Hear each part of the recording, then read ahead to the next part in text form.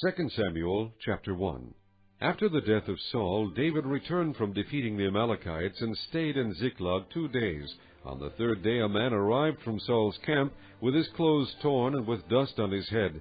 When he came to David, he fell to the ground to pay him honor. "Where have you come from?" David asked him. He answered, "I have escaped from the Israelite camp." "What happened?" David asked. "Tell me." He said, "The men fled from the battle. Many of them fell and died, and Saul and his son Jonathan are dead." Then David said to the young man who brought him the report, "How do you know that Saul and his son Jonathan are dead?" "I happened to be on Mount Gilboa," the young man said, "and there was Saul leaning on his spear, with the chariots and riders almost upon him. When he turned around and saw me, he called out to me, and I said, 'What can I do?' He asked me, 'Who are you?' 'An Amalekite,' I answered. Then he said to me, 'Stand over me and kill me. I am in the throes of death, but I am still alive.' So I stood over him and killed him, because I knew that after he had fallen he could not survive. And I took the crown that was on his head and the band on his arm, and have brought them here to my lord." Then David and all the men with him took hold of their clothes and tore them. They mourned and wept and fasted till evening for Saul and his son Jonathan, and for the army of the Lord and the house of Israel, because they had fallen by the sword. David said to the young man who brought him the report, "Where are you from?" "I am the son of an alien, an Amalekite," he answered. David asked him, "Why were you not afraid to lift your hand to destroy the Lord's anointed?" Then David called one of his men and said, "Go, strike him down." So he struck him down, and he died. For David had said to him, "Your blood be on your own head. Your own mouth testified against you when you said, 'I killed the Lord's anointed.'" David took up this lament concerning Saul and his son Jonathan, and ordered that the men of Judah be taught this lament of the bow. It is written in the book of Jashar. "Your glory, O Israel, lies slain on your heights. How the mighty have fallen! Tell it not in Gath, proclaim it not in the streets of Ashkelon, lest the daughters of the Philistines be glad, lest the daughters of the uncircumcised rejoice. O mountains of Gilboa, may you have neither dew nor rain, nor fields that yield offerings of grain. For there the shield of the mighty was defiled, the shield of Saul no longer rubbed with oil. From the blood of the slain, from the flesh of the mighty, the bow of Jonathan did not turn back, the sword of Saul did not return unsatisfied. Saul and Jonathan, in life they were loved and gracious, and in death they were not parted. They were swifter than eagles, they were stronger than lions. O daughters of Israel, weep for Saul, who clothed you in scarlet and finery, who adorned your garments with ornaments of gold. How the mighty have fallen in battle! Jonathan lies slain on your heights. I grieve for you, Jonathan, my brother. You were very dear to me. Your love for me was wonderful, more wonderful than that of women. How the mighty have fallen! The weapons of war have perished. Chapter 2. In the course of time, David inquired of the Lord, "Shall I go up to one of the towns of Judah?" he asked. The Lord said, "Go up." David asked, "Where shall I go?" "To Hebron," the Lord answered. So David went up there with his 2 wives, Ahinoam of Jezreel, and Abigail, the widow of Nabal of Carmel. David also took the men who were with him, each with his family, and they settled in Hebron and its towns. Then the men of Judah came to Hebron, and there they anointed David king over the house of Judah. When David was told that it was the men of Jabesh-Gilead who had buried Saul, he sent messengers to the men of Jabesh-Gilead to say to them, "Meanwhile Abner son of Ner, the commander of Saul's army, had taken Ishbosheth son of Saul, and brought him over to Mahanaim. He made him king over Gilead, Asherai, and Jezreel, and also over Ephraim, Benjamin, and all Israel." Ishbosheth son of Saul was 40 years old when he became king over Israel, and he reigned 2 years. The house of Judah, however, followed David. The length of time David was king in Hebron over the house of Judah was 7 years and 6 months. Abner son of Ner, together with the men of Ishbosheth son of Saul, left Mahanaim and went to Gibeon. Joab son of Zeruiah and David's men went out and met them at the pool of Gibeon. One group sat down on one side of the pool, and one group on the other side. Then Abner said to Joab, "Let's have some of the young men get up and fight hand to hand in front of us." "All right, let them do it," Joab said. So they stood up and were counted off, 12 men for Benjamin, and Ishbosheth son of Saul, and 12 for David. Then each man grabbed his opponent by the head and thrust his dagger into his opponent's side, and they fell down together. So that place in Gibeon was called Helkath Hazurim. The battle that day was very fierce, and Abner and the men of Israel were defeated by David's men. The 3 sons of Zeruiah were there, Joab, Abishai, and Asahel. Now Asahel was as fleet-footed as a wild gazelle. He chased Abner, turning neither to the right nor to the left as he pursued him. Abner looked behind him and asked, "Is that you, Asahel?" "It is," he answered. Then Abner said to him, "Turn aside to the right or to the left. Take on one of the young men and strip him of his weapons." But Asahel would not stop chasing him. Again Abner warned Asahel, "Stop chasing me. Why should I strike you down? How could I look your brother Joab in the face?" But Asahel refused to give up the pursuit. So Abner thrust the butt of his spear into Asahel's stomach, and the spear came out through his back. He fell there and died on the spot. And every man stopped when he came to the place where Asahel had fallen and died.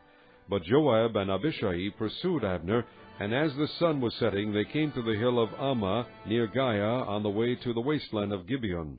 Then the men of Benjamin rallied behind Abner. They formed themselves into a group and took their stand on top of a hill. Abner called out to Joab, "Must the sword devour forever? Don't you realize that this will end in bitterness? How long before you order your men to stop pursuing their brothers?" Joab answered, "As surely as God lives, if you had not spoken, the men would have continued the pursuit of their brothers until morning."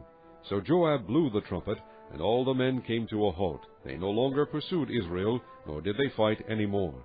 All that night Abner and his men marched through the Arabah. They crossed the Jordan, continued through the whole Bithron, and came to Mahanaim. Then Joab returned from pursuing Abner and assembled all his men. Besides Asahel, 19 of David's men were found missing. But David's men had killed 360 Benjamites who were with Abner. They took Asahel and buried him in his father's tomb at Bethlehem. Then Joab and his men marched all night and arrived at Hebron by day. Chapter 3. The war between the house of Saul and the house of David lasted a long time. David grew stronger and stronger, while the house of Saul grew weaker and weaker.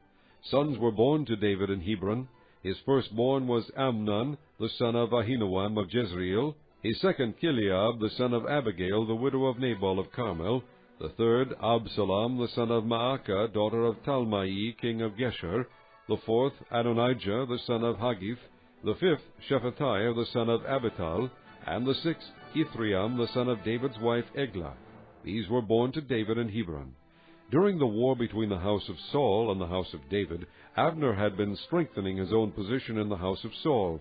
Now Saul had had a concubine named Rizpah, daughter of Aiah. And Ishbosheth said to Abner, "Why did you sleep with my father's concubine?" Abner was very angry because of what Ishbosheth said, and he answered, "Am I a dog's head on Judah's side? This very day I am loyal to the house of your father Saul and to his family and friends. I haven't handed you over to David, yet now you accuse me of an offense involving this woman. May God deal with Abner, be it ever so severely, if I do not do for David what the Lord promised him on oath, and transfer the kingdom from the house of Saul, and establish David's throne over Israel and Judah from Dan to Beersheba." Ishbosheth did not dare to say another word to Abner because he was afraid of him. Then Abner sent messengers on his behalf to say to David, "Whose land is it? Make an agreement with me, and I will help you bring all Israel over to you." "Good," said David. "I will make an agreement with you, but I demand one thing of you. Do not come into my presence unless you bring Michal, daughter of Saul, when you come to see me." Then David sent messengers to Ishbosheth, son of Saul, demanding, "Give me my wife Michal, whom I betrothed to myself, for the price of 100 Philistine foreskins." So Ishbosheth gave orders, and had her taken away from her husband Paltiel, son of Laish. Her husband, however, went with her, weeping behind her all the way to Bahurim. Then Abner said to him, "Go back home." So he went back. Abner conferred with the elders of Israel and said, "For some time you have wanted to make David your king. Now do it. For the Lord promised David, 'By my servant David I will rescue my people Israel from the hand of the Philistines and from the hand of all their enemies.'" Abner also spoke to the Benjamites in person. Then he went to Hebron to tell David everything that Israel and the whole house of Benjamin wanted to do. When Abner, who had 20 men with him, came to David at Hebron, David prepared a feast for him and his men. Then Abner said to David, "Let me go at once and assemble all Israel for my lord the king, so that they may make a compact with you, and that you may rule over all that your heart desires." So David sent Abner away, and he went in peace. Just then David's men and Joab returned from a raid, and brought with them a great deal of plunder. But Abner was no longer with David in Hebron, because David had sent him away, and he had gone in peace. When Joab and all the soldiers with him arrived, he was told that Abner son of Ner had come to the king, and that the king had sent him away, and that he had gone in peace. So Joab went to the king and said, "What have you done? Look, Abner came to you. Why did you let him go? Now he is gone. You know Abner son of Ner. He came to deceive you and observe your movements and find out everything you are doing." Joab then left David and sent messengers after Abner, and they brought him back from the well of Sida. But David did not know it. Now when Abner returned to Hebron, Joab took him aside into the gateway, as though to speak with him privately. And there, to avenge the blood of his brother Asahel, Joab stabbed him in the stomach, and he died. Later, when David heard about this, he said, "I and my kingdom are forever innocent before the Lord concerning the blood of Abner son of Ner. May his blood fall upon the head of Joab and upon all his father's house. May Joab's house never be without someone who has a running sore or leprosy, or who leans on a crutch, or who falls by the sword, or who lacks food." Joab and his brother Abishai murdered Abner because he had killed their brother Asahel in the battle at Gibeon. Then David said to Joab and all the people with him, "Tear your clothes and put on sackcloth, and walk in mourning in front of Abner." King David himself walked behind the bier. They buried Abner in Hebron, and the king wept aloud at Abner's tomb. All the people wept also. The king sang this lament for Abner: "Should Abner have died as the lawless die? Your hands were not bound, your feet were not fettered. You fell as one falls before wicked men." And all the people wept over him again. Then they all came and urged David to eat something while it was still day. But David took an oath, saying, "May God deal with me, be it ever so severely, if I taste bread or anything else before the sun sets." All the people took note and were pleased. Indeed, everything the king did pleased them. So on that day all the people and all Israel knew that the king had no part in the murder of Abner son of Ner. Then the king said to his men, "Do you not realize that a prince and a great man has fallen in Israel this day? And today, though I am the anointed king, I am weak, and these sons of Zeruiah are too strong for me. May the Lord repay the evildoer according to his evil deeds." Chapter 4. When Ishbosheth, son of Saul, heard that Abner had died in Hebron, he lost courage, and all Israel became alarmed. Now Saul's son had 2 men who were leaders of raiding bands. One was named Baanah, and the other Rechab. They were sons of Rimmon the Beerothite, from the tribe of Benjamin. Beeroth is considered part of Benjamin, because the people of Beeroth fled to Gittaim and have lived there as aliens to this day. Jonathan, son of Saul, had a son who was lame in both feet. He was 5 years old when the news about Saul and Jonathan came from Jezreel. His nurse picked him up and fled, but as she hurried to leave, he fell and became crippled. His name was Mephibosheth. Now Rechab and Baanah, the sons of Rimmon the Beerothite, set out for the house of Ishbosheth, and they arrived there in the heat of the day while he was taking his noonday rest. They went into the inner part of the house as if to get some wheat, and they stabbed him in the stomach. Then Rechab and his brother Baanah slipped away. They had gone into the house while he was lying on the bed in his bedroom. After they stabbed and killed him, they cut off his head. Taking it with them, they traveled all night by way of the Arabah. They brought the head of Ishbosheth to David at Hebron, and said to the king, "Here is the head of Ishbosheth, son of Saul, your enemy, who tried to take your life. This day the Lord has avenged my lord the king against Saul and his offspring." David answered Rechab and his brother Baanah, the sons of Rimmon the Beerothite, "As surely as the Lord lives, who has delivered me out of all trouble, when a man told me Saul is dead and thought he was bringing good news, I seized him and put him to death in Ziklag. That was the reward I gave him for his news. How much more, when wicked men have killed an innocent man in his own house and on his own bed, should I not now demand his blood from your hand and rid the earth of you?" So David gave an order to his men, and they killed them. They cut off their hands and feet and hung the bodies by the pool in Hebron. But they took the head of Ishbosheth and buried it in Abner's tomb at Hebron. Chapter 5. All the tribes of Israel came to David at Hebron and said, "We are your own flesh and blood. In the past, while Saul was king over us, you were the one who led Israel on their military campaigns. And the Lord said to you, You will shepherd my people Israel, and you will become their ruler." When all the elders of Israel had come to King David at Hebron, the king made a compact with them at Hebron before the Lord, and they anointed David king over Israel. David was 30 years old when he became king, and he reigned 40 years. In Hebron he reigned over Judah 7 years and 6 months, and in Jerusalem he reigned over all Israel and Judah 33 years. The king and his men marched to Jerusalem to attack the Jebusites, who lived there. The Jebusites said to David, "You will not get in here. Even the blind and the lame can ward you off." They thought, "David cannot get in here." Nevertheless, David captured the fortress of Zion, the city of David. On that day David said, "Anyone who conquers the Jebusites will have to use the water shaft to reach those lame and blind who are David's enemies. That is why they say, 'The blind and lame will not enter the palace.'" David then took up residence in the fortress and called it the City of David. He built up the area around it from the supporting terraces inward, and he became more and more powerful because the Lord God Almighty was with him. Now Hiram king of Tyre sent messengers to David, along with cedar logs and carpenters and stonemasons, and they built a palace for David. And David knew that the Lord had established him as king over Israel, and had exalted his kingdom for the sake of his people Israel. After he left Hebron, David took more concubines and wives in Jerusalem, and more sons and daughters were born to him. These are the names of the children born to him there: Shammua, Shobab, Nathan, Solomon, Ibhar, Elishua, Nepheg, Japhiah, Elishama, Eliada, and Eliphelet. When the Philistines heard that David had been anointed king over Israel, they went up in full force to search for him, but David heard about it and went down to the stronghold. Now the Philistines had come and spread out in the valley of Rephaim. So David inquired of the Lord, "Shall I go and attack the Philistines? Will you hand them over to me?" The Lord answered him, "Go, for I will surely hand the Philistines over to you." So David went to Baal Perazim, and there he defeated them. He said, "As waters break out, the Lord has broken out against my enemies before me." So that place was called Baal Perazim.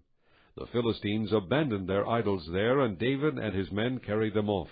Once more the Philistines came up and spread out in the valley of Rephaim. So David inquired of the Lord, and he answered, "Do not go straight up, but circle around behind them, and attack them in front of the balsam trees. As soon as you hear the sound of marching in the tops of the balsam trees, move quickly, because that will mean the Lord has gone out in front of you to strike the Philistine army." So David did as the Lord commanded him, and he struck down the Philistines all the way from Gibeon to Gaza. Chapter 6. David again brought together out of Israel chosen men, 30,000 in all.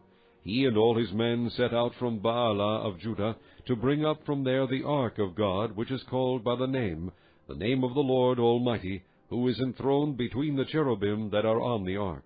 They set the ark of God on a new cart, and brought it from the house of Abinadab, which was on the hill. Uzzah and Ahio, sons of Abinadab, were guiding the new cart with the ark of God on it, and Ahio was walking in front of it. David and the whole house of Israel were celebrating with all their might before the Lord, with songs and with harps, lyres, tambourines, sistrums, and cymbals. When they came to the threshing floor of Nachon, Uzzah reached out and took hold of the ark of God, because the oxen stumbled. The Lord's anger burned against Uzzah because of his irreverent act. Therefore God struck him down, and he died there beside the ark of God. Then David was angry because the Lord's wrath had broken out against Uzzah, and to this day that place is called Perez Uzzah. David was afraid of the Lord that day, and said, "How can the ark of the Lord ever come to me?" He was not willing to take the ark of the Lord to be with him in the city of David. Instead he took it aside to the house of Obed-Edom the Gittite. The ark of the Lord remained in the house of Obed-Edom the Gittite for 3 months, and the Lord blessed him and his entire household. Now King David was told, "The Lord has blessed the household of Obed-Edom and everything he has because of the ark of God." So David went down and brought up the ark of God from the house of Obed-Edom to the city of David with rejoicing. When those who were carrying the ark of the Lord had taken 6 steps, he sacrificed a bull and a fattened calf. David, wearing a linen ephod, danced before the Lord with all his might, while he and the entire house of Israel brought up the ark of the Lord with shouts and the sound of trumpets. As the ark of the Lord was entering the city of David, Michal, daughter of Saul, watched from a window, and when she saw King David leaping and dancing before the Lord, she despised him in her heart. They brought the ark of the Lord and set it in its place inside the tent that David had pitched for it, and David sacrificed burnt offerings and fellowship offerings before the Lord. After he had finished sacrificing the burnt offerings and fellowship offerings, he blessed the people in the name of the Lord Almighty. Then he gave a loaf of bread, a cake of dates, and a cake of raisins to each person in the whole crowd of Israelites, both men and women, and all the people went to their homes. When David returned home to bless his household, Michal, daughter of Saul, came out to meet him and said, "How the king of Israel has distinguished himself today, disrobing in the sight of the slave girls of his servants as any vulgar fellow would." David said to Michal, "It was before the Lord, who chose me rather than your father, or anyone from his house, when he appointed me ruler over the Lord's people Israel. I will celebrate before the Lord. I will become even more undignified than this, and I will be humiliated in my own eyes. But by these slave girls you spoke of I will be held in honor." And Michal, daughter of Saul, had no children to the day of her death. Chapter 7. After the king was settled in his palace, and the Lord had given him rest from all his enemies around him, he said to Nathan the prophet, "Here I am, living in a palace of cedar, while the ark of God remains in a tent." Nathan replied to the king, "Whatever you have in mind, go ahead and do it, for the Lord is with you." That night the word of the Lord came to Nathan, saying, "Go and tell my servant David, this is what the Lord says. Are you the one to build me a house to dwell in?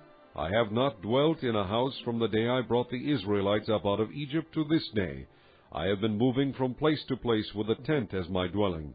Wherever I have moved with all the Israelites, did I ever say to any of their rulers whom I commanded to shepherd my people Israel, 'Why have you not built me a house of cedar?' Now then, tell my servant David, this is what the Lord Almighty says. I took you from the pasture and from following the flock to be ruler over my people Israel. I have been with you wherever you have gone, and I have cut off all your enemies from before you. Now I will make your name great, like the names of the greatest men of the earth, and I will provide a place for my people Israel, and will plant them so that they can have a home of their own, and no longer be disturbed.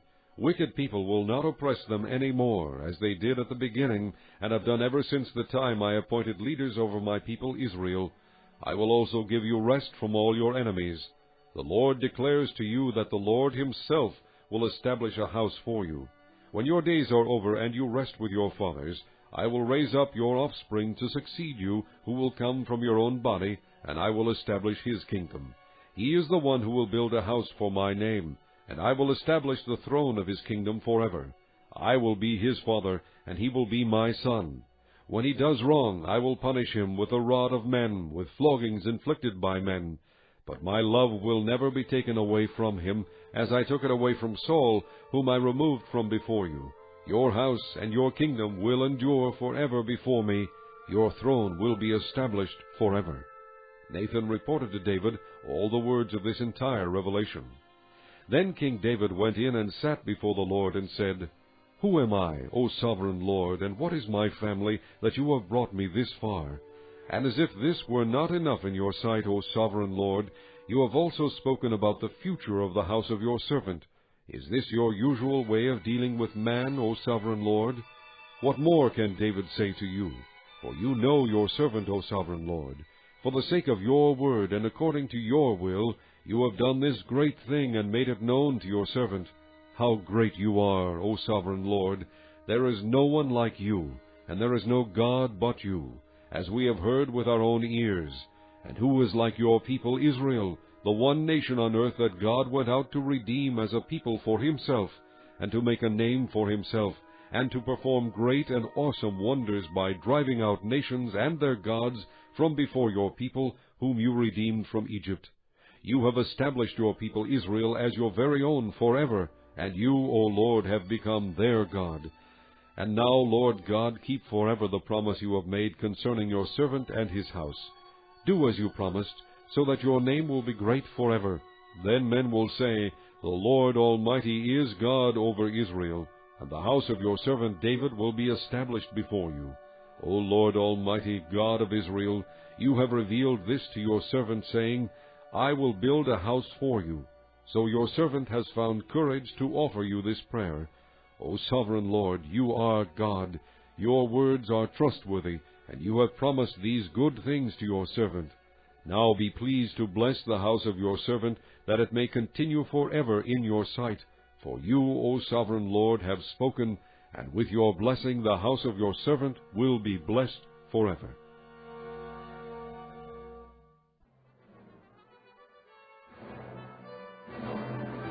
Chapter 8.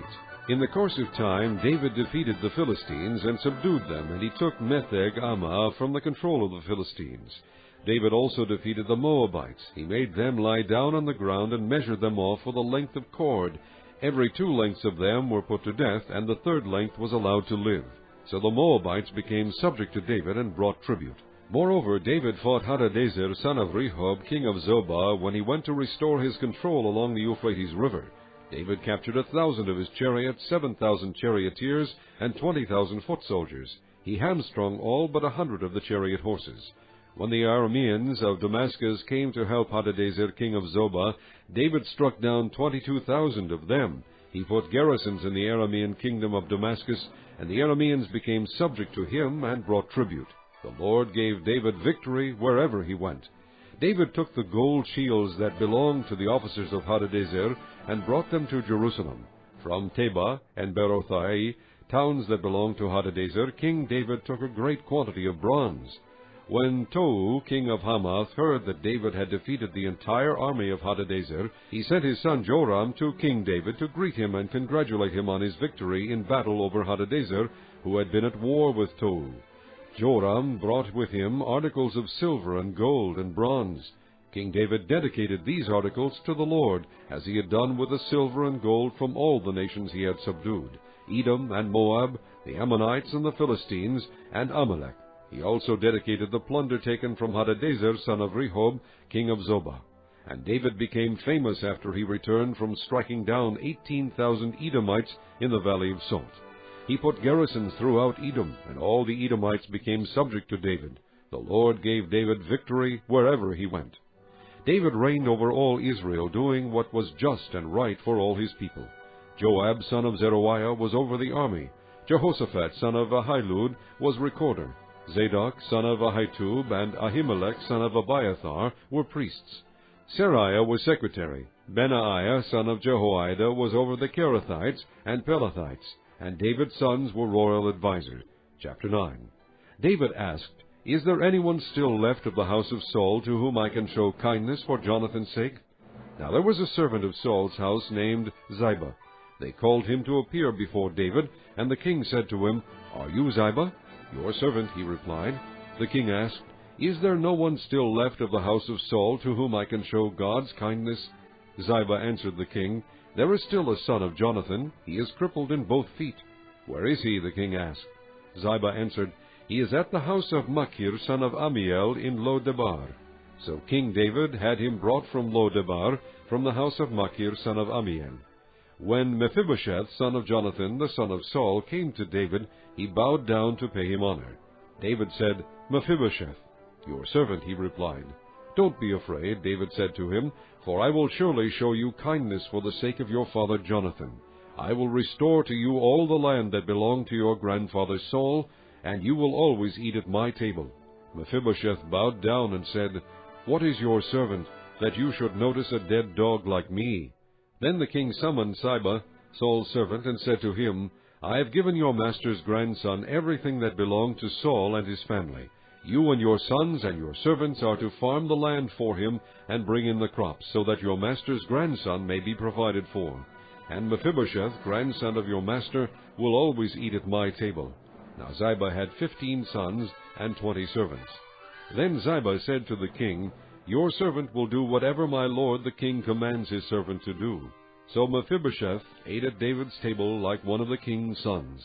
Mephibosheth had a young son named Micah, and all the members of Ziba's household were servants of Mephibosheth. And Mephibosheth lived in Jerusalem because he always ate at the king's table, and he was crippled in both. Chapter 10. In the course of time, the king of the Ammonites died, and his son Hanun succeeded him as king. David thought, I will show kindness to Hanun, son of Nahash, just as his father showed kindness to me." So David sent a delegation to express his sympathy to Hanun concerning his father. When David's men came to the land of the Ammonites, the Ammonite nobles said to Hanun, their lord, "Do you think David is honoring your father by sending men to you to express sympathy? Hasn't David sent them to you to explore the city and spy it out and overthrow it?" So Hanun seized David's men, shaved off half of each man's beard, cut off their garments in the middle at the buttocks, and sent them away. When David was told about this, he sent messengers to meet the men, for they were greatly humiliated. The king said, "Stay at Jericho till your beards have grown, and then come back." When the Ammonites realized that they had become a stench in David's nostrils, they hired 20,000 Aramean foot soldiers from Beth-rehob and Zobah, as well as the king of Maacah, with 1,000 men, and also 12,000 men from Tob. On hearing this, David sent Joab out with the entire army of fighting men. The Ammonites came out and drew up in battle formation at the entrance to their city gate, while the Arameans of Zobah and Rehob and the men of Tob and Maacah were by themselves in the open country. Joab saw that there were battle lines in front of him and behind him, so he selected some of the best troops in Israel and deployed them against the Arameans. He put the rest of the men under the command of Abishai, his brother, and deployed them against the Ammonites. Joab said, "If the Arameans are too strong for me, then you are to come to my rescue. But if the Ammonites are too strong for you, then I will come to rescue you. Be strong, and let us fight bravely for our people and the cities of our God. The Lord will do what is good in his sight." Then Joab and the troops with him advanced to fight the Arameans, and they fled before him. When the Ammonites saw that the Arameans were fleeing, they fled before Abishai, and went inside the city. So Joab returned from fighting the Ammonites and came to Jerusalem. After the Arameans saw that they had been routed by Israel, they regrouped. Hadadezer had Arameans brought from beyond the river. They went to Helam, with Shobach, the commander of Hadadezer's army, leading them. When David was told of this, he gathered all Israel, crossed the Jordan, and went to Helam. The Arameans formed their battle lines to meet David and fought against him, but they fled before Israel, and David killed 700 of their charioteers and 40,000 of their foot soldiers. He also struck down Shobach, the commander of their army, and he died there. When all the kings who were vassals of Hadadezer saw that they had been defeated by Israel, they made peace with the Israelites and became subject to them. So the Arameans were afraid to help the Ammonites any more. Chapter 11. In the spring, at the time when kings go off to war, David sent Joab out with the king's men and the whole Israelite army. They destroyed the Ammonites and besieged Rabbah, but David remained in Jerusalem. One evening, David got up from his bed and walked around on the roof of the palace. From the roof he saw a woman bathing. The woman was very beautiful, and David sent someone to find out about her. The man said, "Isn't this Bathsheba, the daughter of Eliam, the wife of Uriah the Hittite?" Then David sent messengers to get her. She came to him, and he slept with her. She had purified herself from her uncleanness. Then she went back home. The woman conceived and sent word to David, saying, "I am pregnant." So David sent this word to Joab, "Send me Uriah the Hittite." And Joab sent him to David. When Uriah came to him, David asked him how Joab was, how the soldiers were, and how the war was going. Then David said to Uriah, "Go down to your house and wash your feet." So Uriah left the palace, and a gift from the king was sent after him. But Uriah slept at the entrance to the palace with all his master's servants, and did not go down to his house. When David was told Uriah did not go home, he asked him, "Haven't you just come from a distance? Why didn't you go home?" Uriah said to David, "The ark and Israel and Judah are staying in tents, and my master Joab and my lord's men are camped in the open fields. How could I go to my house to eat and drink and lie with my wife? As surely as you live, I will not do such a thing." Then David said to him, "Stay here one more day, and tomorrow I will send you back." So Uriah remained in Jerusalem that day and the next. At David's invitation he ate and drank with him, and David made him drunk. But in the evening Uriah went out to sleep on his mat among his master's servants. He did not go home. In the morning David wrote a letter to Joab and sent it with Uriah. In it he wrote, "Put Uriah in the front line where the fighting is fiercest, then withdraw from him so he will be struck down and die." So while Joab had the city under siege, he put Uriah at a place where he knew the strongest defenders were. When the men of the city came out and fought against Joab, some of the men in David's army fell. Moreover, Uriah the Hittite died. Joab sent David a full account of the battle. He instructed the messenger, "When you have finished giving the king this account of the battle, the king's anger may flare up, and he may ask you, 'Why did you get so close to the city to fight? Didn't you know they would shoot arrows from the wall? Who killed Abimelech, son of Jerubbesheth? Didn't a woman throw an upper millstone on him from the wall, so that he died in Thebez? Why did you get so close to the wall?' If he asks you this, then say to him, 'Also your servant Uriah the Hittite is dead.'" The messenger set out, and when he arrived he told David everything Joab had sent him to say. The messenger said to David, "The men overpowered us and came out against us in the open, but we drove them back to the entrance to the city gate. Then the archers shot arrows at your servants from the wall, and some of the king's men died. Moreover, your servant Uriah the Hittite is dead." David told the messenger, "Say this to Joab, 'Don't let this upset you. The sword devours one as well as another. Press the attack against the city and destroy it.'" Say this to encourage Joab. When Uriah's wife heard that her husband was dead, she mourned for him. After the time of mourning was over, David had her brought to his house, and she became his wife and bore him a son. But the thing David had done displeased the Lord. Chapter 12. The Lord sent Nathan to David. When he came to him, he said, "There were 2 men in a certain town, one rich and the other poor. The rich man had a very large number of sheep and cattle, but the poor man had nothing except one little ewe lamb he had bought. He raised it, and it grew up with him and his children. It shared his food, drank from his cup, and even slept in his arms. It was like a daughter to him. Now a traveler came to the rich man, but the rich man refrained from taking one of his own sheep or cattle to prepare a meal for the traveler who had come to him. Instead, he took the ewe lamb that belonged to the poor man and prepared it for the one who had come to him." David burned with anger against the man and said to Nathan, "As surely as the Lord lives, the man who did this deserves to die. He must pay for that lamb 4 times over, because he did such a thing and had no pity." Then Nathan said to David, "You are the man. This is what the Lord, the God of Israel, says, 'I anointed you king over Israel, and I delivered you from the hand of Saul. I gave your master's house to you, and your master's wives into your arms. I gave you the house of Israel and Judah, and if all this had been too little, I would have given you even more. Why did you despise the word of the Lord by doing what is evil in his eyes? You struck down Uriah the Hittite with a sword, and took his wife to be your own. You killed him with the sword of the Ammonites. Now therefore the sword will never depart from your house, because you despised me and took the wife of Uriah the Hittite to be your own. This is what the Lord says, Out of your own household I am going to bring calamity upon you. Before your very eyes I will take your wives and give them to one who is close to you, and he will lie with your wives in broad daylight. You did it in secret, but I will do this thing in broad daylight before all Israel." Then David said to Nathan, "I have sinned against the Lord." Nathan replied, "The Lord has taken away your sin. You are not going to die, but because by doing this you have made the enemies of the Lord show utter contempt, the son born to you will die." After Nathan had gone home, the Lord struck the child that Uriah's wife had borne to David, and he became ill.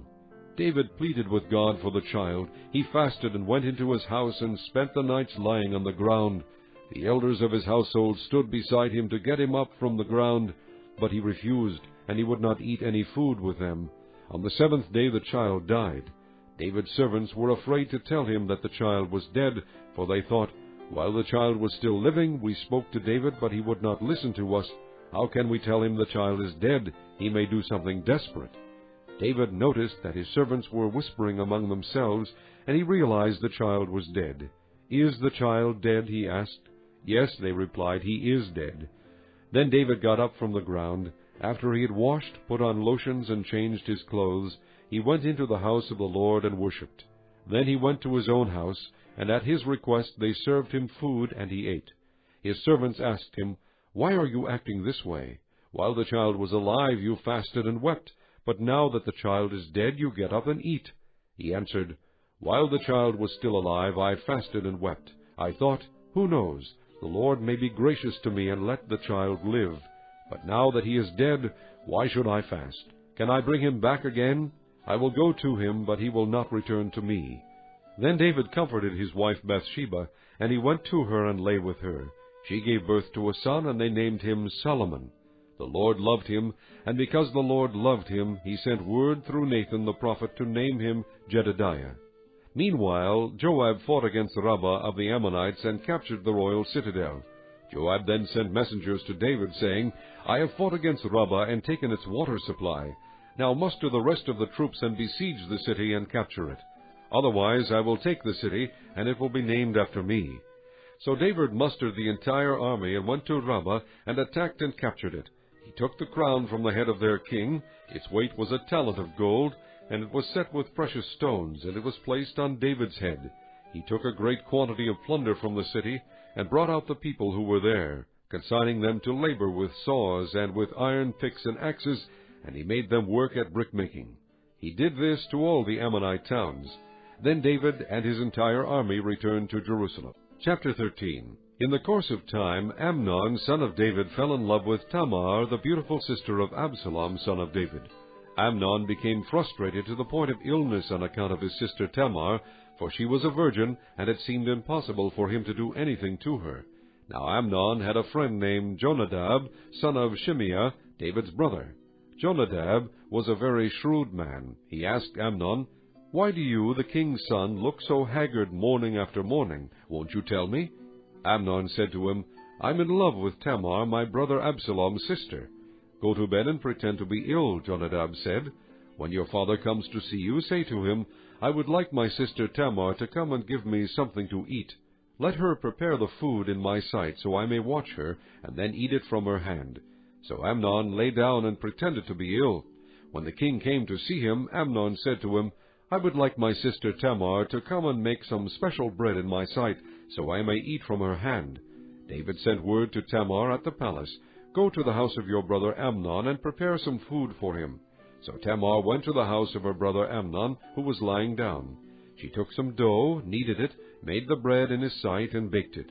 Then she took the pan and served him the bread, but he refused to eat. Send everyone out of here, Amnon said. So everyone left him. Then Amnon said to Tamar, Bring the food here into my bedroom, so I may eat from your hand. And Tamar took the bread she had prepared, and brought it to her brother Amnon in his bedroom. But when she took it to him to eat, he grabbed her and said, Come to bed with me, my sister. Don't, my brother, she said to him, don't force me. Such a thing should not be done in Israel. Don't do this wicked thing. What about me? Where could I get rid of my disgrace? And what about you? You would be like one of the wicked fools in Israel. Please speak to the king. He will not keep me from being married to you. But he refused to listen to her, and since he was stronger than she, he raped her. Then Amnon hated her with intense hatred. In fact, he hated her more than he had loved her. Amnon said to her, Get up and get out. No, she said to him, Sending me away would be a greater wrong than what you have already done to me. But he refused to listen to her. He called his personal servant and said, Get this woman out of here and bolt the door after her. So his servant put her out and bolted the door after her. She was wearing a richly ornamented robe, for this was the kind of garment the virgin daughters of the king wore. Tamar put ashes on her head and tore the ornamented robe she was wearing. She put her hand on her head and went away, weeping aloud as she went. Her brother Absalom said to her, Has that Amnon, your brother, been with you? Be quiet now, my sister, he is your brother. Don't take this thing to heart. And Tamar lived in her brother Absalom's house, a desolate woman. When King David heard all this, he was furious. Absalom never said a word to Amnon, either good or bad. He hated Amnon because he had disgraced his sister Tamar. 2 years later, when Absalom's sheep-shearers were at Baal-Hazor, near the border of Ephraim, he invited all the king's sons to come there. Absalom went to the king and said, Your servant has had shearers come. Will the king and his officials please join me? No, my son, the king replied. All of us should not go. We would only be a burden to you. Although Absalom urged him, he still refused to go, but gave him his blessing. Then Absalom said, If not, please let my brother Amnon come with us. The king asked him, Why should he go with you?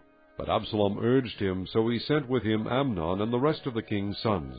Absalom ordered his men, Listen, when Amnon is in high spirits from drinking wine, and I say to you, Strike Amnon down, then kill him. Don't be afraid. Have not I given you this order? Be strong and brave. So Absalom's men did to Amnon what Absalom had ordered. Then all the king's sons got up, mounted their mules, and fled. While they were on their way, the report came to David, Absalom has struck down all the king's sons, not one of them is left. The king stood up, tore his clothes, and lay down on the ground, and all his servants stood by with their clothes torn. But Jonadab, son of Shimeah, David's brother, said, My lord should not think that they killed all the princes, only Amnon is dead. This has been Absalom's expressed intention ever since the day Amnon raped his sister Tamar. My lord the king should not be concerned about the report that all the king's sons are dead, only Amnon is dead. Meanwhile Absalom had fled. Now the man standing watch looked up and saw many people on the road west of him, coming down the side of the hill. The watchman went and told the king, I see men in the direction of Horonaim, on the side of the hill. Jonadab said to the king, See, the king's sons are here. It has happened just as your servant said. As he finished speaking, the king's sons came in, wailing loudly. The king, too, and all his servants wept very bitterly. Absalom fled and went to Talmai, son of Ammihud, the king of Geshur. But King David mourned for his son every day. After Absalom fled and went to Geshur, he stayed there 3 years, and the spirit of the king longed to go to Absalom, for he was consoled concerning Amnon's death. Chapter 14. Joab, son of Zeruiah, knew that the king's heart longed for Absalom, so Joab sent someone to Tekoa, and had a wise man brought from there. He said to her, So Joab sent someone to Tekoa, and had a wise woman brought from there. He said to her, Pretend you are in mourning, dress in mourning clothes, and don't use any cosmetic lotions. Act like a woman who has spent many days grieving for the dead. Then go to the king and speak these words to him. And Joab put the words in her mouth. When the woman from Tekoa went to the king, she fell with her face to the ground to pay him honor, and she said, Help me, O king. The king asked her, What is troubling you? She said, I am indeed a widow. My husband is dead. I, your servant, had 2 sons. They got into a fight with each other in the field, and no one was there to separate them. One struck the other and killed him. Now the whole clan has risen up against your servant. They say, Hand over the one who struck his brother down, so that we may put him to death for the life of his brother whom he killed. Then we will get rid of the heir as well.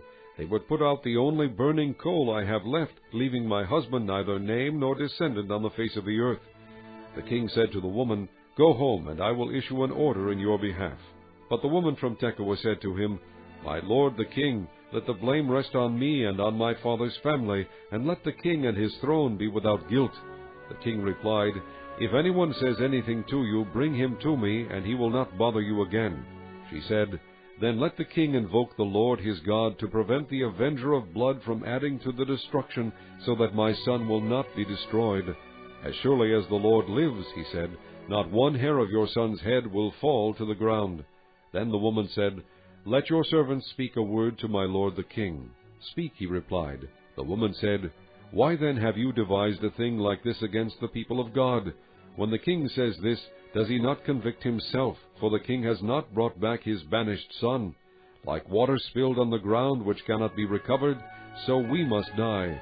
But God does not take away life. Instead, he devises ways so that a banished person may not remain estranged from him.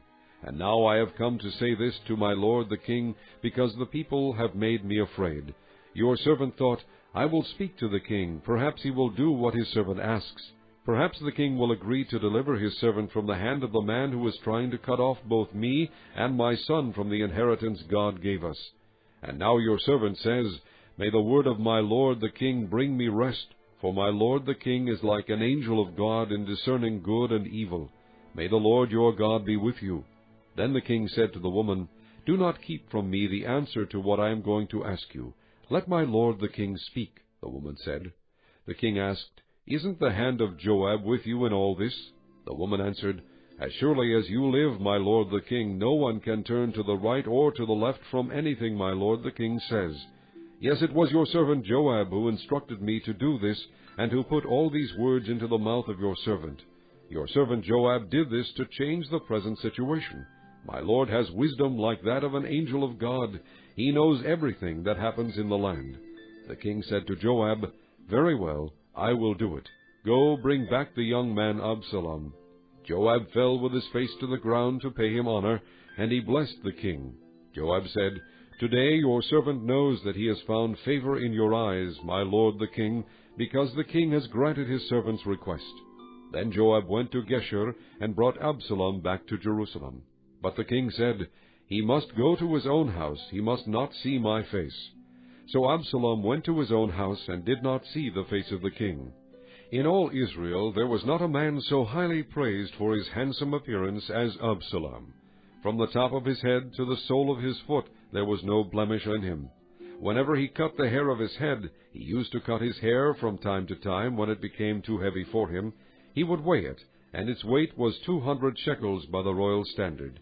3 sons and a daughter were born to Absalom. The daughter's name was Tamar, and she became a beautiful woman. Absalom lived 2 years in Jerusalem without seeing the king's face. Then Absalom sent for Joab in order to send him to the king, but Joab refused to come to him. So he sent a second time, but he refused to come. Then he said to his servants, Look, Joab's field is next to mine, and he has barley there. Go and set it on fire. So Absalom's servants set the field on fire. Then Joab did go to Absalom's house, and he said to him, Why have your servants set my field on fire? Absalom said to Joab, Look, I sent word to you and said, Come here so I can send you to the king to ask, Why have I come from Geshur? It would be better for me if I were still there. Now then, I want to see the king's face, and if I am guilty of anything, let him put me to death. So Joab went to the king and told him this. Then the king summoned Absalom, and he came in and bowed down with his face to the ground before the king, and the king kissed Absalom. Chapter 15. In the course of time, Absalom provided himself with a chariot and horses, and with 50 men to run ahead of him. He would get up early and stand by the side of the road leading to the city gate. Whenever anyone came with a complaint to be placed before the king for a decision, Absalom would call out to him, What town are you from? He would answer, Your servant is from one of the tribes of Israel. Then Absalom would say to him, Look, your claims are valid and proper, but there is no representative of the king to hear you. And Absalom would add, If only I were appointed judge in the land, then everyone who has a complaint or case could come to me, and I would see that he gets justice. Also, whenever anyone approached him to bow down before him, Absalom would reach out his hand, take hold of him, and kiss him. Absalom behaved in this way toward all the Israelites who came to the king asking for justice, and so he stole the hearts of the men of Israel. At the end of 4 years, Absalom said to the king, Let me go to Hebron and fulfill a vow I made to the Lord. While your servant was living in Geshur in Aram, I made this vow. If the Lord takes me back to Jerusalem, I will worship the Lord in Hebron. The king said to him, Go in peace. So he went to Hebron. Then Absalom sent secret messengers throughout the tribes of Israel to say, As soon as you hear the sound of the trumpets, then say, Absalom is king in Hebron. 200 men from Jerusalem had accompanied Absalom. They had been invited as guests and went quite innocently, knowing nothing about the matter. While Absalom was offering sacrifices, he also sent for Ahithophel the Gilonite, David's counselor, to come from Gilo, his hometown. And so the conspiracy gained strength, and Absalom's following kept on increasing. A messenger came and told David, The hearts of the men of Israel are with Absalom. Then David said to all his officials who were with him in Jerusalem, Come, we must flee, or none of us will escape from Absalom. We must leave immediately, or he will move quickly to overtake us, and bring ruin upon us, and put the city to the sword. The king's officials answered him, Your servants are ready to do whatever our lord the king chooses. The king set out, with his entire household following him. But he left 10 concubines to take care of the palace. So the king set out, with all the people following him, and they halted at a place some distance away. All his men marched past him, along with all the Kerethites and Pelethites, and all the 600 Gittites who had accompanied him from Gath marched before the king. The king said to Ittai the Gittite, Why should you come along with us?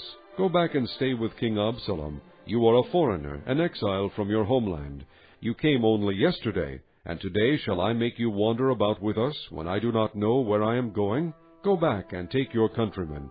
May kindness and faithfulness be with you.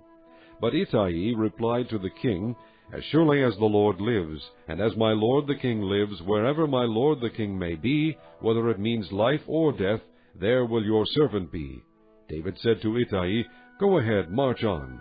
So Ittai the Gittite marched on with all his men and the families that were with him. The whole countryside wept aloud as all the people passed by.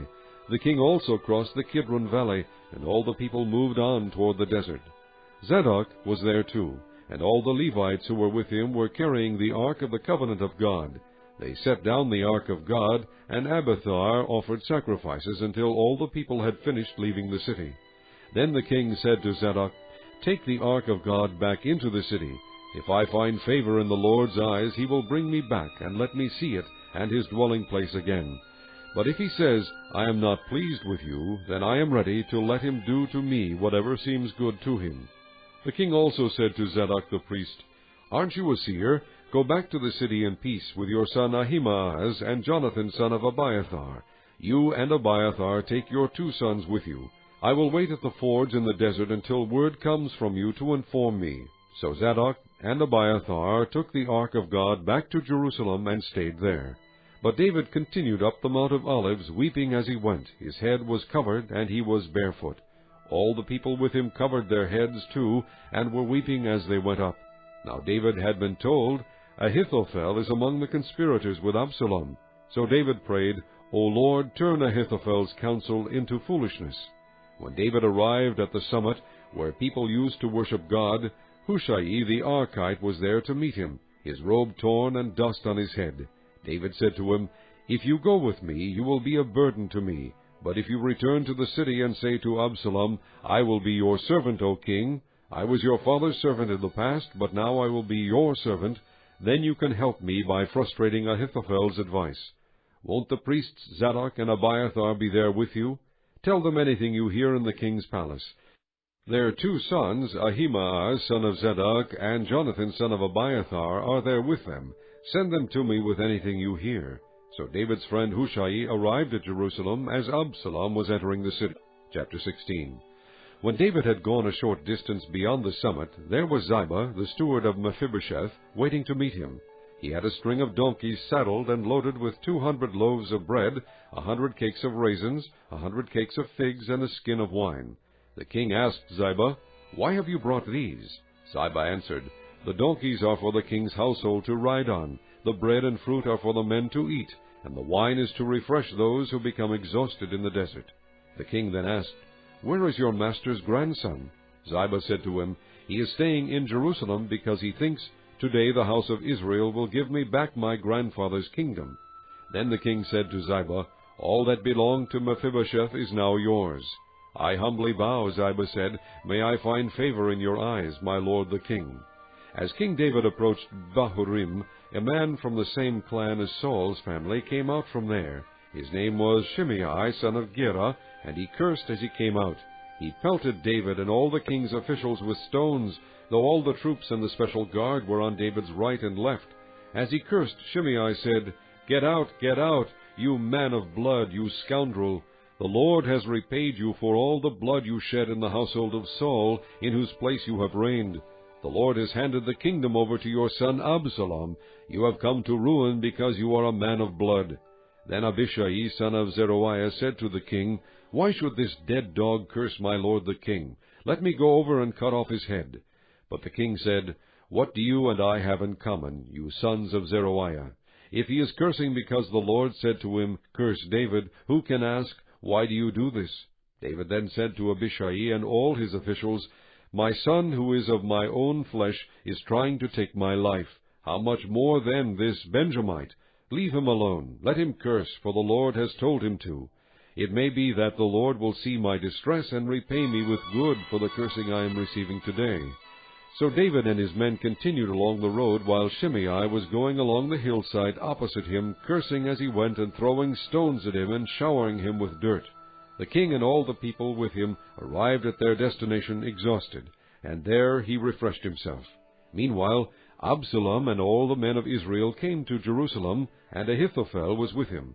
Then Hushai the Archite, David's friend, went to Absalom and said to him, "Long live the king! Long live the king!" Absalom asked Hushai, "Is this the love you show your friend? Why didn't you go with your friend?" Hushai said to Absalom, "No, the one chosen by the Lord, by these people, and by all the men of Israel, his I will be, and I will remain with him." Furthermore, whom should I serve? Should I not serve the son, just as I served your father, so I will serve you? Absalom said to Ahithophel, Give us your advice. What should we do? Ahithophel answered, Lie with your father's concubines, whom he left to take care of the palace. Then all Israel will hear that you have made yourself a stench in your father's nostrils, and the hands of everyone with you will be strengthened. So they pitched a tent for Absalom on the roof, and he lay with his father's concubines in the sight of all Israel. Now in those days the advice Ahithophel gave was like that of one who inquires of God. That was how both David and Absalom regarded all of Ahithophel's advice. Chapter 17. Ahithophel said to Absalom, I would choose 12,000 men and set out tonight in pursuit of David. I would attack him while he is weary and weak. I would strike him with terror, and then all the people with him will flee. I would strike down only the king, and bring all the people back to you. The death of the man you seek will mean the return of all, and all the people will be unharmed. This plan seemed good to Absalom and to all the elders of Israel. But Absalom said, Summon also Hushai the Archite, so we can hear what he has to say. When Hushai came to him, Absalom said, Ahithophel has given this advice. Should we do what he says? If not, give us your opinion. Hushai replied to Absalom, The advice Ahithophel has given is not good this time. You know your father and his men. They are fighters, and as fierce as a wild bear robbed of her cubs. Besides, your father is an experienced fighter. He will not spend the night with the troops. Even now he is hidden in a cave or some other place. If he should attack your troops first, whoever hears about it will say, There has been a slaughter among the troops who follow Absalom. Then even the bravest soldier, whose heart is like the heart of a lion, will melt with fear, for all Israel knows that your father is a fighter, and that those with him are brave. So I advise you, let all Israel from Dan to Beersheba, as numerous as the sand on the seashore, be gathered to you, with you yourself leading them into battle. Then we will attack him wherever he may be found, and we will fall on him as dew settles on the ground. Neither he nor any of his men will be left alive. If he withdraws into a city, then all Israel will bring ropes to that city, and we will drag it down to the valley until not even a piece of it can be found. Absalom and all the men of Israel said, The advice of Hushai the Archite is better than that of Ahithophel. For the Lord had determined to frustrate the good advice of Ahithophel in order to bring disaster on Absalom. Hushai told Zadok and Abiathar the priests, Ahithophel has advised Absalom and the elders of Israel to do such and such, but I have advised them to do so and so. Now send a message immediately and tell David, Do not spend the night at the fords in the desert. Cross over without fail, or the king and all the people with him will be swallowed up. Jonathan and Ahimaaz were staying at En-Rogel. A servant girl was to go and inform them, and they were to go and tell King David, for they could not risk being seen entering the city. But a young man saw them and told Absalom. So the two of them left quickly, and went to the house of a man in Bahurim. He had a well in his courtyard, and they climbed down into it. His wife took a covering and spread it out over the opening of the well, and scattered grain over it. No one knew anything about it. When Absalom's men came to the woman at the house, they asked, Where is Ahimaaz and Jonathan? The woman answered them, They crossed over the brook. The men searched but found no one, so they returned to Jerusalem. After the men had gone, the two climbed out of the well and went to inform King David. They said to him, Set out and cross the river at once. Ahithophel has advised such and such against you. So David and all the people with him set out and crossed the Jordan. By daybreak, no one was left who had not crossed the Jordan. When Ahithophel saw that his advice had not been followed, he saddled his donkey and set out for his house in his hometown. He put his house in order and then hanged himself. So he died and was buried in his father's tomb. David went to Mahanaim, and Absalom crossed the Jordan with all the men of Israel. Absalom had appointed Amasa over the army in place of Joab. Amasa was the son of a man named Jether, an Israelite who had married Abigail, the daughter of Nahash, and sister of Jeruiah, the mother of Joab. The Israelites and Absalom camped in the land of Gilead. When David came to Mahanaim, Shobi, son of Nahash, from Rabbah of the Ammonites, and Machir, son of Amiel, from Lo-debar, and Barzillai, the Gileadite, from Rogelim, brought bedding and bowls and articles of pottery. They also brought wheat and barley, flour and roasted grain, beans and lentils, honey and curds, sheep and cheese from cow's milk for David and his people to eat. For they said, "The people have become hungry and tired and thirsty in the desert." Chapter 18. David mustered the men who were with him, and appointed over them commanders of thousands and commanders of hundreds. David sent the troops out, a third under the command of Joab, a third under Joab's brother Abishai, son of Zeruiah, and a third under Ittai the Gittite. The king told the troops, "I myself will surely march out with you." But the men said, "You must not go out. If we are forced to flee, they won't care about us. Even if half of us die, they won't care. But you are worth 10,000 of us. It would be better now for you to give us support from the city." The king answered, "I will do whatever seems best to you." So the king stood beside the gate while all the men marched out in units of hundreds and of thousands. The king commanded Joab, Abishai, and Ittai, "Be gentle with the young man Absalom for my sake." And all the troops heard the king giving orders concerning Absalom to each of the commanders. The army marched into the field to fight Israel, and the battle took place in the forest of Ephraim. There the army of Israel was defeated by David's men, and the casualties that day were great, 20,000 men. The battle spread out over the whole countryside, and the forest claimed more lives that day than the sword.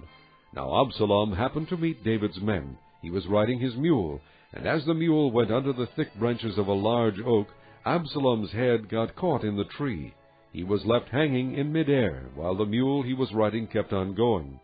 When one of the men saw this, he told Joab, "I just saw Absalom hanging in an oak tree." Joab said to the man who had told him this, "What? You saw him? Why didn't you strike him to the ground right there? Then I would have had to give you 10 shekels of silver and a warrior's belt." But the man replied, "Even if 1,000 shekels were weighed out into my hands, I would not lift my hand against the king's son.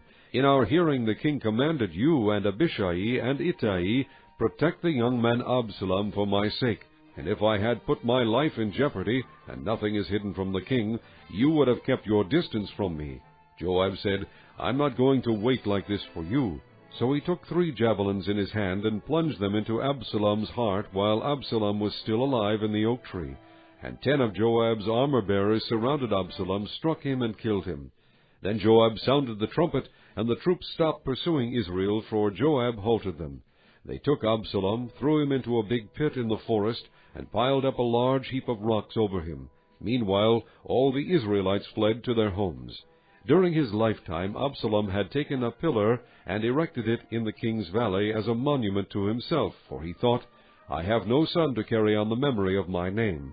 He named the pillar after himself, and it is called Absalom's monument to this day. Now Ahimaaz, son of Zadok, said, "Let me run and take the news to the king that the Lord has delivered him from the hand of his enemies." "You are not the one to take the news today," Joab told him. "You may take the news another time, but you must not do so today, because the king's son is dead." Then Joab said to a Cushite, "Go tell the king what you have seen." The Cushite bowed down before Joab and ran off. Ahimaaz, son of Zadok, again said to Joab, "Come what may, please let me run behind the Cushite." But Joab replied, "My son, why do you want to go? You don't have any news that will bring you a reward." He said, "Come what may, I want to run." So Joab said, "Run." Then Ahimaaz ran by way of the plain and outran the Cushite. While David was sitting between the inner and outer gates, the watchman went up to the roof of the gateway by the wall. As he looked out, he saw a man running alone. The watchman called out to the king and reported it. The king said, "If he is alone, he must have good news." And the man came closer and closer. Then the watchman saw another man running, and he called down to the gatekeeper, "Look, another man running alone." The king said, "He must be bringing good news too." The watchman said, "It seems to me that the first one runs like Ahimaaz, son of Zadok." "He's a good man," the king said. "He comes with good news." Then Ahimaaz called out to the king, "All is well." He bowed down before the king with his face to the ground and said, "Praise be to the Lord your God. He has delivered up the men who lifted their hands against my lord the king." The king asked, "Is the young man Absalom safe?" Ahimaaz answered, "I saw great confusion just as Joab was about to send the king's servant and me, your servant, but I don't know what it was." The king said, "Stand aside and wait here." So he stepped aside and stood there. Then the Cushite arrived and said, My lord the king, hear the good news. The Lord has delivered you today from all who rose up against you. The king asked the Cushite, Is the young man Absalom safe? The Cushite replied, May the enemies of my lord the king and all who rise up to harm you be like that young man. The king was shaken. He went up to the room over the gateway and wept. And as he went he said, O my son Absalom, my son Absalom, if only I had died instead of you, O Absalom, my son, my son. Chapter 19. Joab was told, The king is weeping and mourning for Absalom, and for the whole army the victory that day was turned into mourning, because on that day the troops heard it said, The king is grieving for his son. The men stole into the city that day as men steal in, who are ashamed when they flee from battle. The king covered his face and cried aloud, O my son Absalom, O Absalom, my son, my son. Then Joab went into the house to the king and said, Today you have humiliated all your men, who have just saved your life and the lives of your sons and daughters, and the lives of your wives and concubines. You love those who hate you, and hate those who love you. You have made it clear today that the commanders and their men mean nothing to you. I see that you would be pleased if Absalom were alive today, and all of us were dead. Now go out and encourage your men. I swear by the Lord that if you don't go out, not a man will be left with you by nightfall. This will be worse for you than all the calamities that have come upon you from your youth till now. So the king got up and took his seat in the gateway. When the men were told, The king is sitting in the gateway, they all came before him. Meanwhile, the Israelites had fled to their homes. Throughout the tribes of Israel, the people were all arguing with each other, saying, The king delivered us from the hand of our enemies. He is the one who rescued us from the hand of the Philistines. But now he has fled the country because of Absalom, and Absalom, whom we anointed to rule over us, has died in battle. So why do you say nothing about bringing the king back? King David sent this message to Zadok and Abiathar the priests. Ask the elders of Judah, Why should you be the last to bring the king back to his palace, since what is being said throughout Israel has reached the king at his quarters? You are my brothers, my own flesh and blood, so why should you be the last to bring back the king? And say to Amasa, Are you not my own flesh and blood? May God deal with me, be it ever so severely, if from now on you are not the commander of my army in place of Joab.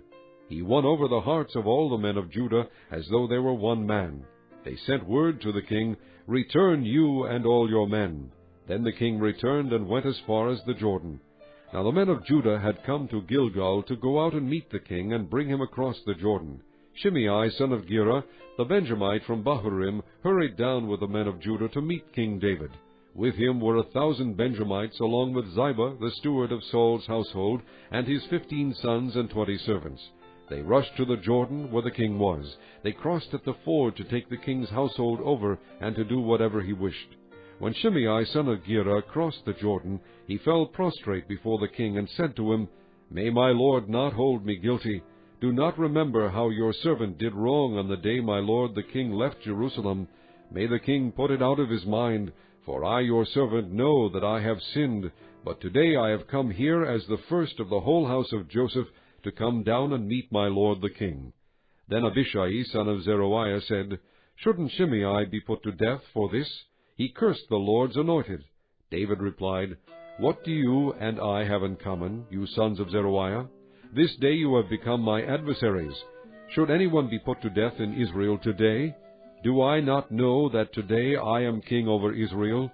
So the king said to Shimei, You shall not die. And the king promised him on oath. Mephibosheth, Saul's grandson, also went down to meet the king. He had not taken care of his feet, or trimmed his mustache, or washed his clothes from the day the king left until the day he returned safely. When he came from Jerusalem to meet the king asked him, Why didn't you go with me, Mephibosheth? He said, My lord the king, since I, your servant, am lame, I said, I will have my donkey saddled, and will ride on it, so I can go with the king. But Ziba, my servant, betrayed me, and he has slandered your servant to my lord the king. My lord the king is like an angel of God, so do whatever pleases you.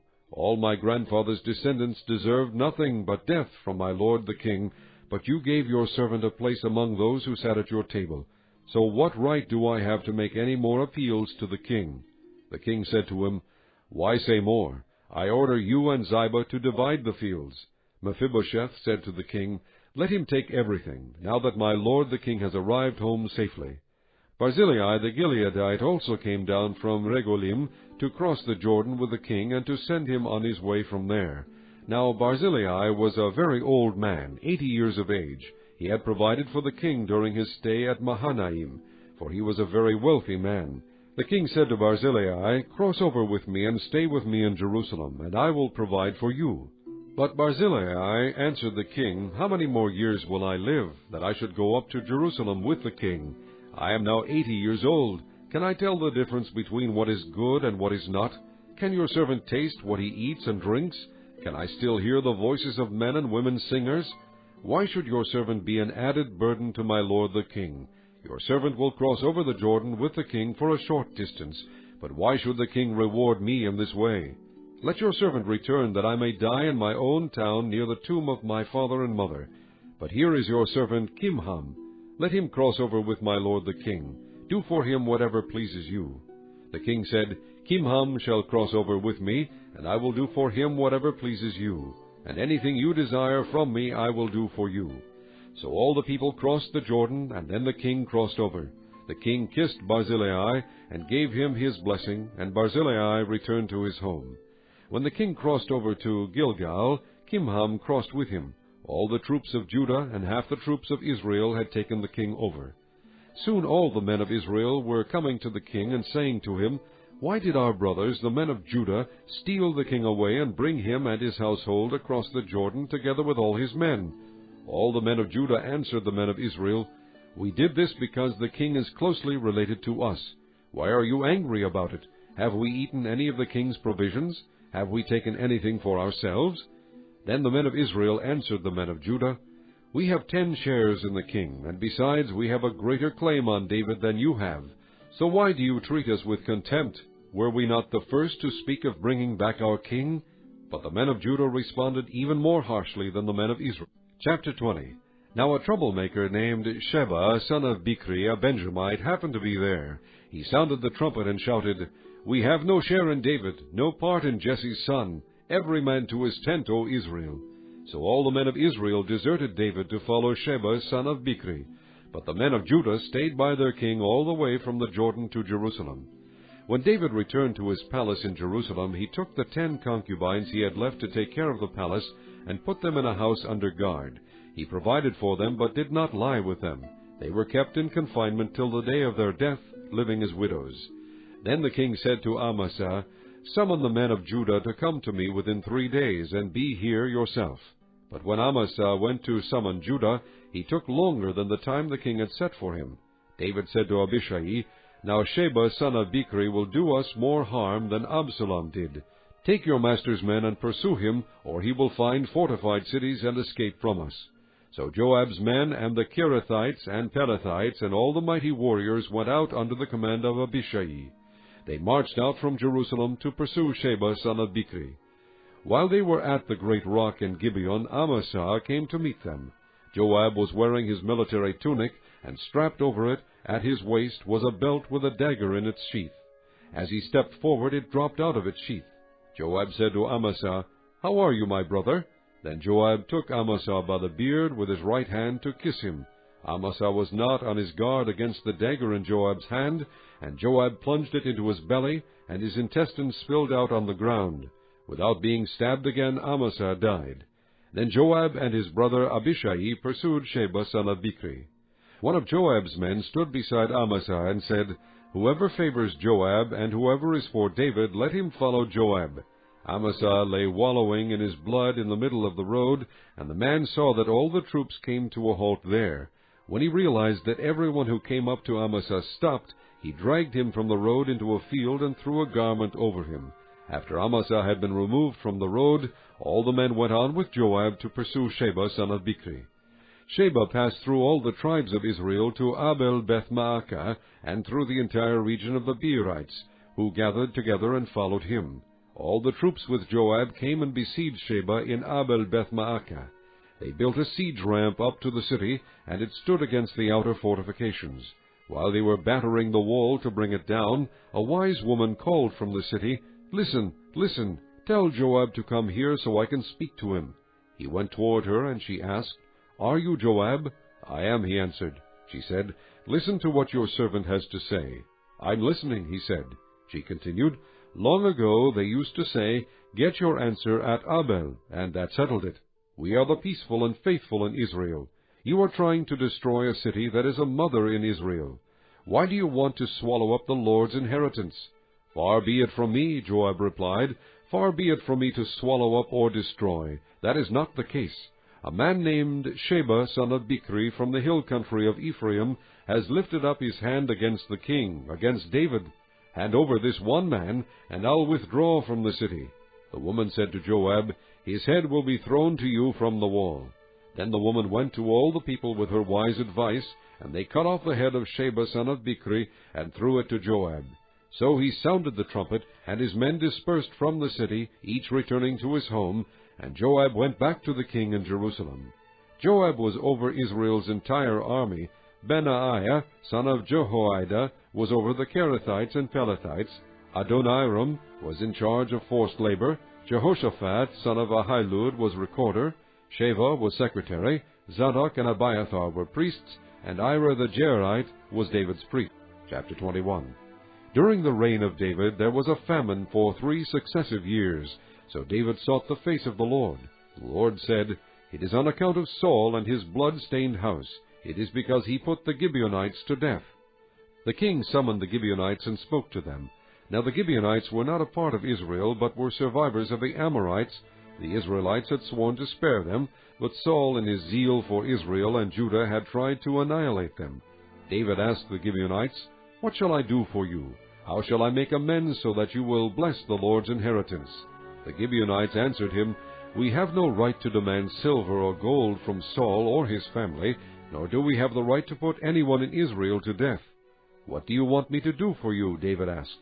"As for the man who destroyed us and plotted against us, so that we have been decimated and have no place anywhere in Israel, let 7 of his male descendants be given to us to be killed and exposed before the Lord at Gibeah of Saul, the Lord's chosen one." So the king said, "I will give them to you." The king spared Mephibosheth, son of Jonathan, the son of Saul, because of the oath before the Lord between David and Jonathan, son of Saul. But the king took Armoni and Mephibosheth, the 2 sons of Aiah's daughter Rizpah, whom she had borne to Saul, together with the 5 sons of Saul's daughter Merab, whom she had borne to Adriel, son of Barzillai the Meholathite. He handed them over to Gibeonites, who killed and exposed them on a hill before the Lord. All 7 of them fell together. They were put to death during the first days of the harvest, just as the barley harvest was beginning. Rizpah, daughter of Aiah, took sackcloth and spread it out for herself on a rock. From the beginning of the harvest till the rain poured down from the heavens on the bodies, she did not let the birds of the air touch them by day or the wild animals by night. When David was told what Aiah's daughter Rizpah, Saul's concubine, had done, he went and took the bones of Saul and his son Jonathan from the citizens of Jabesh-Gilead. They had taken them secretly from the public square at Bethshan, where the Philistines had hung them after they struck Saul down on Gilboa. David brought the bones of Saul and his son Jonathan from there, and the bones of those who had been killed and exposed were gathered up. They buried the bones of Saul and his son Jonathan in the tomb of Saul's father Kish at Zelah in Benjamin, and did everything the king commanded. After that God answered prayer in behalf of the land.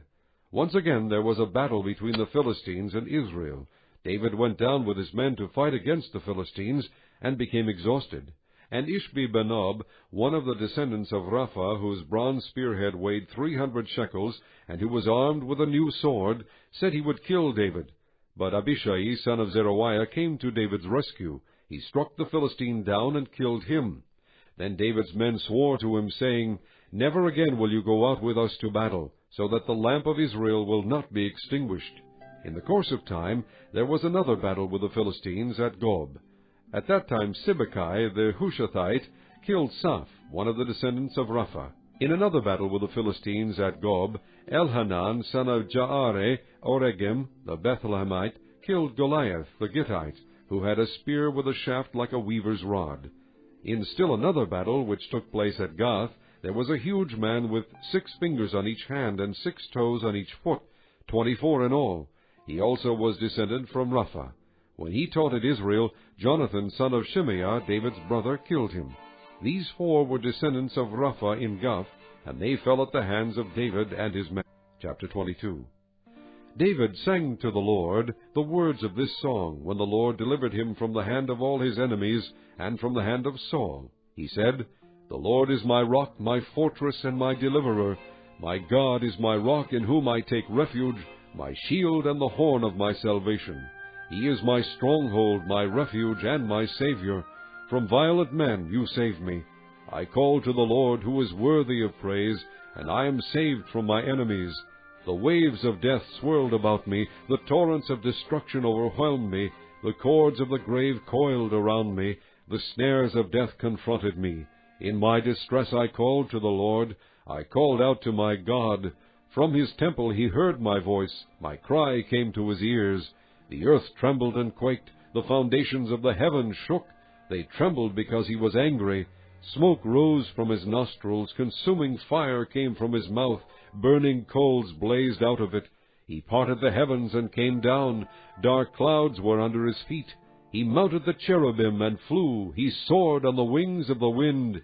He made darkness his canopy around him, the dark rain clouds of the sky. Out of the brightness of his presence bolts of lightning blazed forth. The Lord thundered from heaven, the voice of the Most High resounded. He shot arrows and scattered the enemies, bolts of lightning and routed them. The valleys of the sea were exposed, and the foundations of the earth laid bare at the rebuke of the Lord, at the blast of breath from his nostrils. He reached down from on high and took hold of me.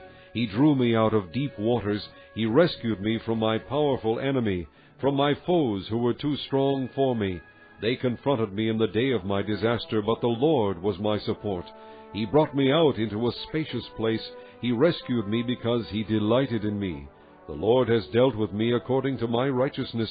According to the cleanness of my hands he has rewarded me. For I have kept the ways of the Lord. I have not done evil by turning from my God. All his laws are before me. I have not turned away from his decrees. I have not been blameless before him, and have kept myself from sin. The Lord has rewarded me according to my righteousness, according to my cleanness in his sight. To the faithful you show yourself faithful. To the blameless you show yourself blameless. To the pure you show yourself pure. But to the crooked you show yourself shrewd. You save the humble, but your eyes are on the haughty to bring them low. You are my lamp, O Lord. The Lord turns my darkness into light. With your help I can advance against a troop. With my God I can scale a wall. As for God, his way is perfect. The word of the Lord is flawless. He is a shield for all who take refuge in him. For who is God besides the Lord? And who is the rock except our God? It is God who arms me with strength and makes my way perfect. He makes my feet like the feet of a deer. He enables me to stand on the heights. He trains my hands for battle. My arms can bend a bow of bronze. You give me your shield of victory. You stoop down to make me great. You broaden the path beneath me so that my ankles do not turn. I pursued my enemies and crushed them. I did not turn back till they were destroyed. I crushed them completely, and they could not rise. They fell beneath my feet. You armed me with strength for battle. You made my adversaries bow at my feet. You made my enemies turn their backs in flight, and I destroyed my foes. They cried for help, but there was no one to save them. To the Lord, but he did not answer. I beat them as fine as the dust of the earth. I pounded and trampled them like mud in the streets. You have delivered me from the attacks of my people. You have preserved me as the head of nations. People I did not know are subject to me, and foreigners come cringing to me.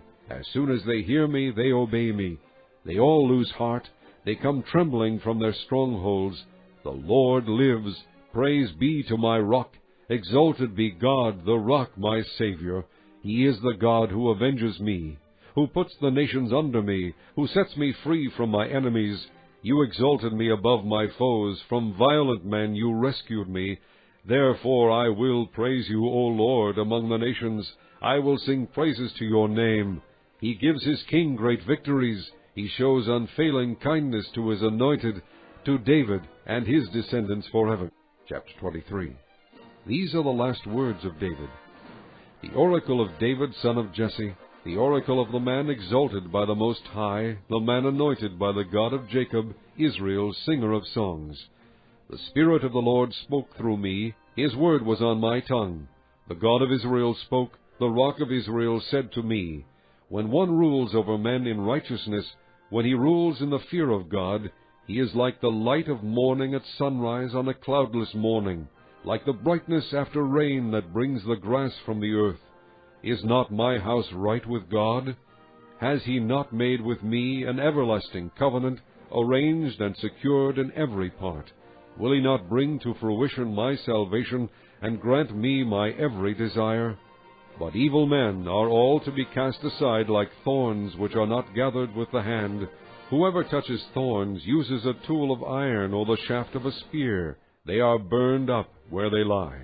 These are the names of David's mighty men. Josheb-Basshebeth, a Tekemonite, was chief of the three. He raised his spear against 800 men, whom he killed in one encounter. Next to him was Eleazar, son of Dodai the Ahohite. As one of the three mighty men, he was with David when they taunted the Philistines gathered at Pas-Damim for battle. Then the men of Israel retreated, but he stood his ground and struck down the Philistines till his hand grew tired and froze to the sword. The Lord brought about a great victory that day. The troops returned to Eleazar, but only to strip the dead. Next to him was Shammah, son of Agee the Hararite. When the Philistines banded together at a place where there was a field full of lentils, Israel's troops fled from them. But Shammah took his stand in the middle of the field. He defended it and struck the Philistines down, and the Lord brought about a great victory. During harvest time, 3 of the 30 chief men came down to David at the cave of Adullam, while a band of Philistines was encamped in the valley of Rephaim. At that time David was in the stronghold, and the Philistine garrison was at Bethlehem.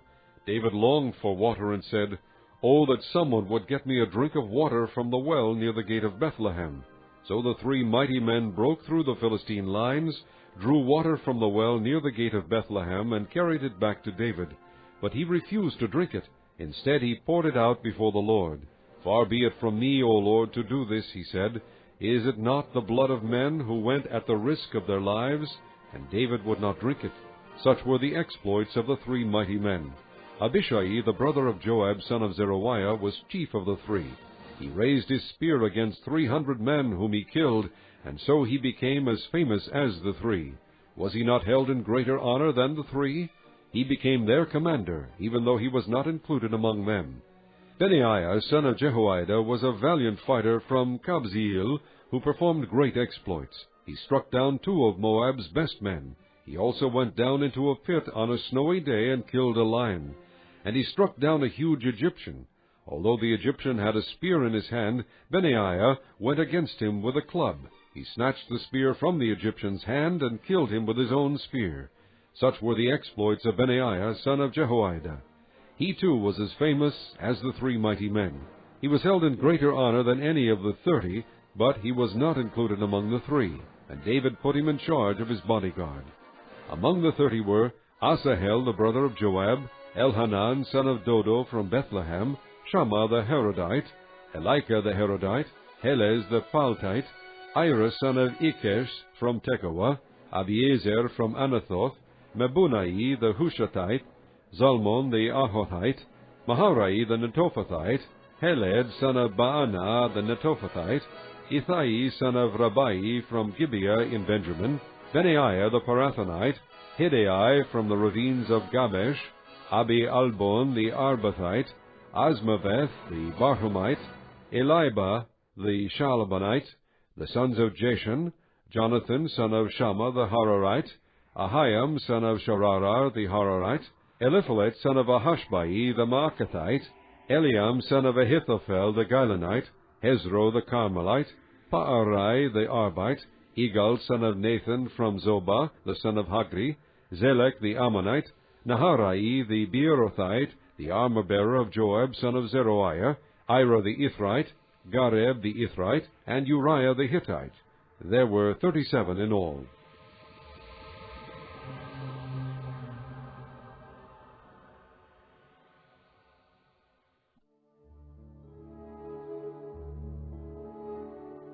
Chapter 24. Again the anger of the Lord burned against Israel, and he incited David against them, saying, Go and take a census of Israel and Judah.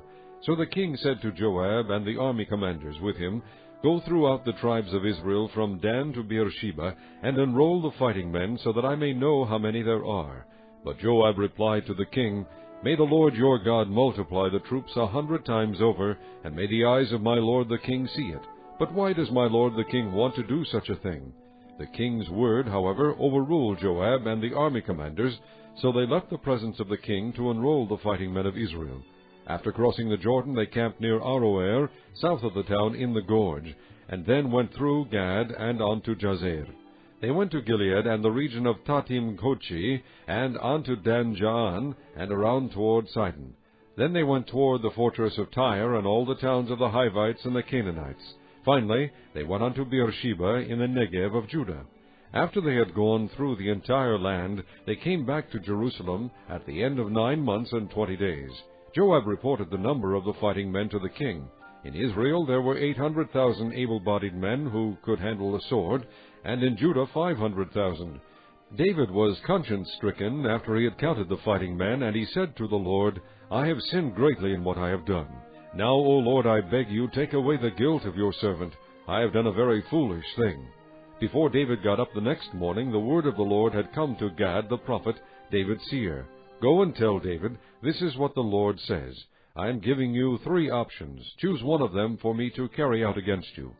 So Gad went to David and said to him, Shall there come upon you 3 years of famine in your land, or 3 months of fleeing from your enemies while they pursue you, or 3 days of plague in your land?